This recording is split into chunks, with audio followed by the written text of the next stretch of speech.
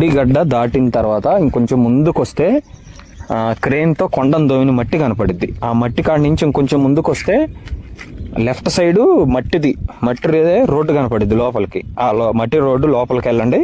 ఈ లోపల మేము వస్తాం. కారు దూరం ఆగిద్ది. తర్వాత ఇంకా నేను వచ్చి మీకు ఒక 2 నిమిషాలు ట్రైనింగ్ ఇస్తా. ఎట్ట చేయాలా ఏందనేది చూద్దాం. బీరు బాటిల్ ఏమైనా ఉంటే ఒక 2-3 ఎతకండి, ఎందుకంటే పొడవాలి కదా. వాసు, మెసేజ్లు చూస్తున్నావా లేదా? నాకు అర్థం కావట్లా.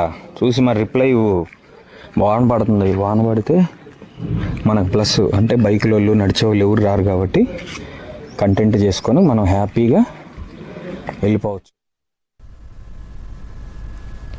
పాడేరులో పాస్టర్ అభినయ్పై దాడి అంటూ బయటకు వచ్చిన వీడియో డ్రామాగా తేలింది. పాస్టర్ అభినయ్ దర్శన్ సహా 6 డ్రామా ఆడినట్లు తేలింది.